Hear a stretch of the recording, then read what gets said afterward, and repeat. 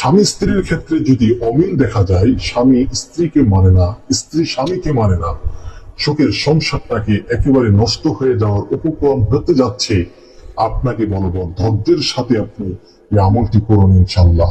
এই আমলটি এতই কার্যকরী হবে, একটি আমল পড়লেই, একবার পড়লেই আপনি রেজাল্ট দেখতে পাবেন। প্রিয় দর্শক, তো আসুন আমরা জেনে নেই সে আমলটি কিভাবে করতে হবে। যা যা নিয়মগুলা বর্ণনা করা হবে, সম্পূর্ণ নিয়মগুলো আপনাকে মাথা পেতে মানতে হবে, সে মতে আমল করতে হবে, তখনই আপনি ফলাফল পেয়ে যাবেন।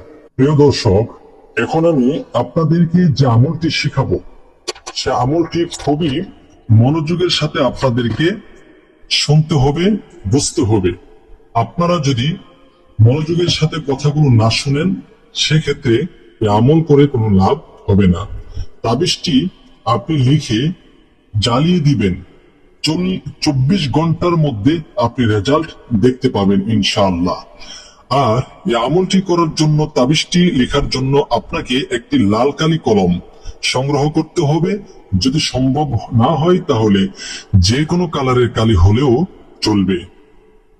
তো এই আমলটি আপনারা সব দিন করতে পারবেন না, সপ্তাহের মধ্য থেকে আপনারা 3 দিনই আমলটি করতে পারবেন। এক হচ্ছে শনিবার, দ্বিতীয় হচ্ছে মঙ্গলবার, তৃতীয় হচ্ছে শুক্রবার।